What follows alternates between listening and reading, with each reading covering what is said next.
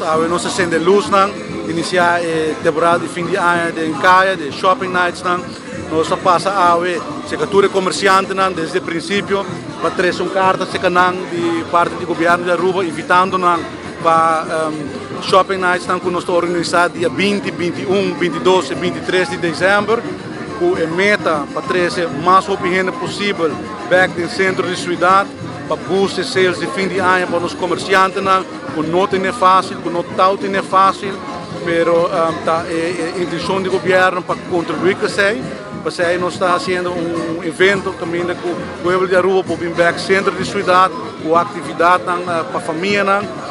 assim por compartilhar com outros, celebrar pouco de ambiente de fim de ano e também ajuda no comércio local, compra local, nós queremos gente, os comerciantes locais, para todo o tempo que está aguentando duro ainda e agora que está parte do governo para ajudar com isso também, então uma invitação de minha pessoa também na comunidade de Aruba para vir Caia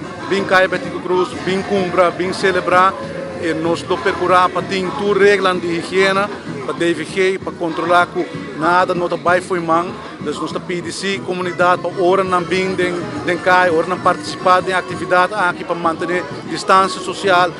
manter a mão limpa, assim mão limpa, usar hand sanitizer para nos manter a situação sob controle. Danke grande na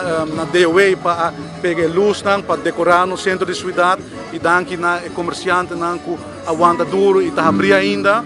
e espera de por conta com a presença do povo de Aruba no centro da cidade. Agradecer na DOA para trabalhar assim, apesar de todo o contratempo que estava tendo. Apesar de todo o trabalho e responsabilidade que tinha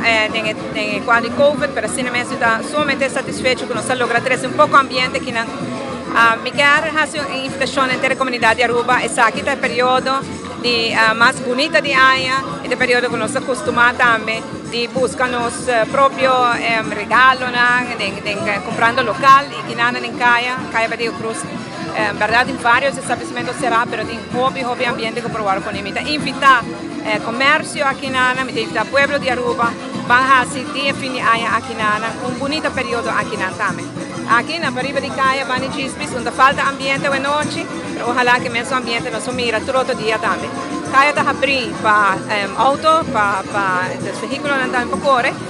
parte à tarde, pessoas que tienen na sera, assim nós também por gozar pouco de cheio. Ojalá que período bonito aqui por trazer hobby, alegria, harmonia